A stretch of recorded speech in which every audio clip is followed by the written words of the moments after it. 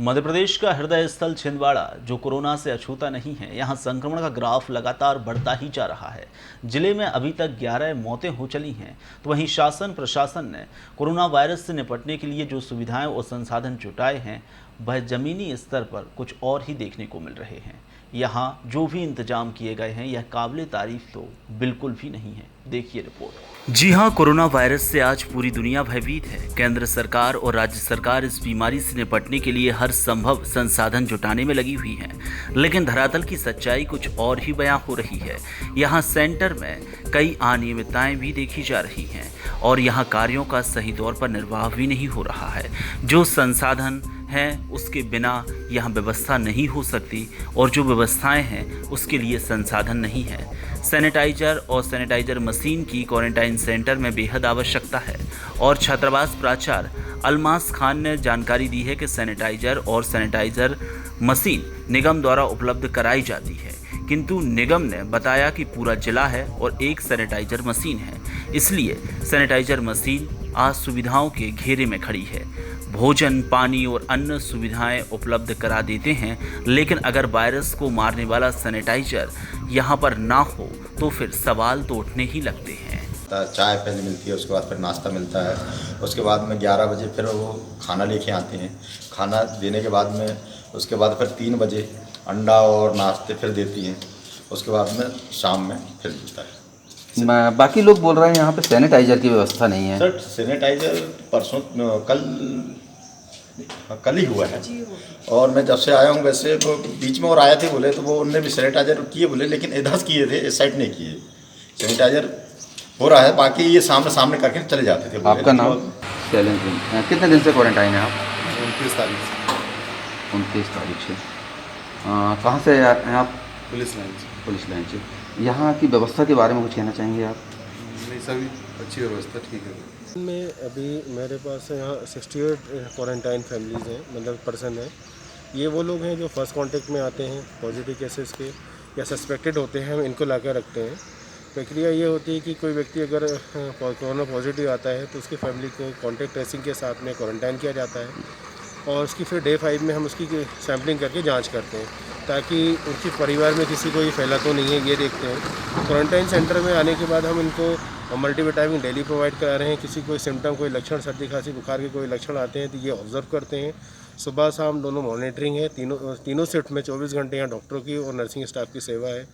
और यहाँ पर प्रशासन की तरफ से उन्हें खाना, मॉर्निंग ब्रेकफास्ट, दोपहर में लंच और शाम को काढ़ा, हाई टी, दूध, अंडा यह दिया जा रहा है और इवनिंग में खाना दिया जाता है। सतत उनके ऊपर निगरानी रखी जाती है कि और इसके साथ में जो मरीज़ हमारे पास अभी क्वारंटाइन है, इनको कोई भी और भी लक्षण हो जैसे बीपी शुगर के हैं तो उनको भी हम टाइमली उनसे पूछकर मेडिसिन देते हैं। जिले के और कई जगह से बाहर के सेंटरों से भी ये शिकायतें आ रही थी कि उनका टेस्ट मतलब समय पर नहीं किया जाता है।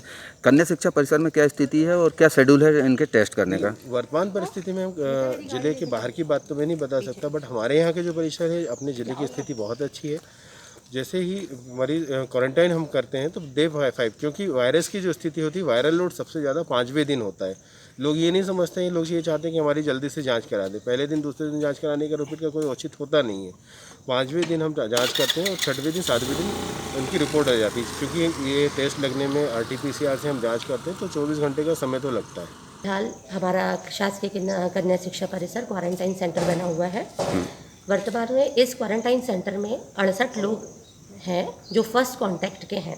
क्वारंटाइन सेंटर में फर्स्ट कांटेक्ट के ही व्यक्तियों को रखा जा रहा है और 5 दिन के बाद उनकी सैंपलिंग की जाकर रिपोर्ट नेगेटिव आने पर हम उनको डिस्चार्ज कर देते हैं। इन केस किसी की पॉजिटिव रिपोर्ट आती है तो उनको हम DH के लिए शिफ्ट करते हैं। यही हमारे सेंटर का काम है। व्यवस्थाओं के बारे में पिछले समय से कुछ शिकायतें आ रही हैं, क्यों हो रहा है ऐसा? सर, शिकायतें आ रही हैं वो देखकर तो मुझे भी बड़ा दुख हुआ, क्योंकि जो क्लिपिंग उन्होंने डाली और उन्होंने जो स्टेटमेंट्स दिए, उस स्टेटमेंट्स में आपने भी देखा होगा कि मेरे शक्ल का या मेरी पर्सनल उन्होंने कुछ बाइट नहीं लिया और उन्होंने बोला कि मैडम ऐसा कहती हैं। पर इस तरह से किसी का नाम लेकर उपयोग करना, वो मुझे नहीं लगता कि पत्रकारिता के हिसाब से सही है। मैं आज आप लोग आए, आप लोगों ने मुझे बताया भी नहीं, पर मैं अपने समय अनुसार भोजन के समय अपनी टीम के साथ यहाँ उपस्थित थी और यहाँ आने पर ही मुझे पता लगा कि आप लोग आए हैं और आप लोग पत्रकार हैं। तो मैं आपको उपस्थित मिली, इन पर्सन आप मुझे इंटरव्यू कर रहे हैं, मैंने आप लोगों को मना भी नहीं किया और आपके इंटरव्यू का जवाब भी देने के लिए चलिए प्रत्यक्ष आपके तैयार सामने हमने काफ़ी कहने चाहिए क्वारंटाइन व्यक्तियों के इंटरव्यू लिए जिन्होंने बताया, सारी सुविधाओं के बारे में बताया, लेकिन सबसे बड़ी जो समस्या बताई जा रही है, जो सैनिटाइजर नहीं किया जाता है और 3-3, 4-4 दिनों में एक बार होता है, ऐसा क्यों हो रहा है? नहीं, संसाधनों की कमी है या फिर हमारी विभागीय लापरवाही है? नहीं सर, 3-4 जो अभी लोग आए हैं 3 दिन से, जिन्होंने बोला कि उन्होंने पहली बार सैनिटाइजेशन देखा है, उसका एक कारण ये है कि होता हमारे यहाँ सैनिटाइजेशन डेली है, पर जो अंदर की बिल्डिंग है उसमें सैनिटाइजेशन 3 डेज़ में इस बार इसलिए हुआ क्योंकि लास्ट 2 डेज़ में जो सैनिटाइजेशन मशीन है वो एक ही है शायद नगर निगम के पास, तो वो शायद फ्यूनरल में गई हुई थी, तो उन लोग नहीं आ पाए यहाँ पर। वरना नगर निगम की टीम हमारे कमिश्नर साहब ने यहाँ पे 2 बजे से नियुक्त की हुई है, जो एक पूरी स्वीपर की दल है जो रोज़ अंदर आती है, पूरे लैट्रिन, बाथरूम और कॉरिडोर साफ़ करती है, धोती है और उसके बाद सैनिटाइजिंग टीम आकर पूरा सैनिटाइजेशन कर जाती है। इन विगत 3 दिनों में पॉजिटिव केस ज़्यादा हो जाने के कारण, एक ही मशीन होने के कारण सैनिटाइजिंग अमला नहीं पहुँच पाया, वो उन्होंने मुझे अवगत कराया, जिससे मैं बार बार उनसे कह रही थी कि सर देखिए इस चीज़ की शिकायत आ रही है और ये साफ़ सफाई और सैनिटाइजिंग का जो प्रभार है वो नगर निगम को दिया गया है जिला प्रशासन की ओर से। चूँकि संस्था हमारे हैं, भवन हमारे हैं, तो हम भवन की सुरक्षा की दृष्टि से मैं स्वयं कॉल करती रहती हूँ हमारे वार्ड दरोगा श्रीकांत मिश्रा जी को, ताकि हमारी जो भवन है वो सुरक्षित रहें। निगम के अलावा क्या अपने को ट्राइबल विभाग से ये संसाधन मुहैया नहीं करवाए गए, जैसे मशीन है, सैनिटाइजर हैं? सर ये फ़िलहाल में ये जो अपना शासकीय कन्या शिक्षा परिसर है ये जिला प्रशासन के अधीन है। ट्राइबल ने अपनी बिल्डिंग, अपने कर्मचारी और भोजन बनाने की व्यवस्था हमें दी हुई है, बाकी सफाई जिला प्रशासन ने नगर निगम को दी हुई है, स्वास्थ्य विभाग का स्वास्थ्य अमला अपनी सुविधाएं देता है। इस तरह 4 विभाग मिलकर एक क्वारंटाइन सेंटर का संचालन कर रहे हैं और सभी विभागों की अपनी अपनी जिम्मेदारी है। हमारे आदिवासी विकास विभाग की जिम्मेदारी ये है कि ये हमारे भवन है, हमें अपने भवनों की मेंटेनेंस करनी है, सुरक्षा रखनी है, यहाँ का भोजन और यहाँ की निगरानी व्यवस्था और कोऑर्डिनेशन जिला प्रशासन के साथ बना के रखना है कि यहाँ पर क्या चाहिए, क्या नहीं मिल रहा है, क्या गड़बड़ है, ये हम एक सूत्र की तरह काम करते हैं। अगर जैसे सैनिटाइजेशन नहीं हो रहा है तो मैंने सूत्र के माध्यम से बताया, सूत्र हूँ मैं इनका, तो मैंने बताया कि यहाँ सैनिटाइजेशन नहीं हो रहा है। नगर निगम ने बोला कि मैडम इस एक दिन इसलिए नहीं हुआ क्योंकि हम 4 फ्यूनरल्स में बिजी थे और मशीन हमारे पास एक ही थी।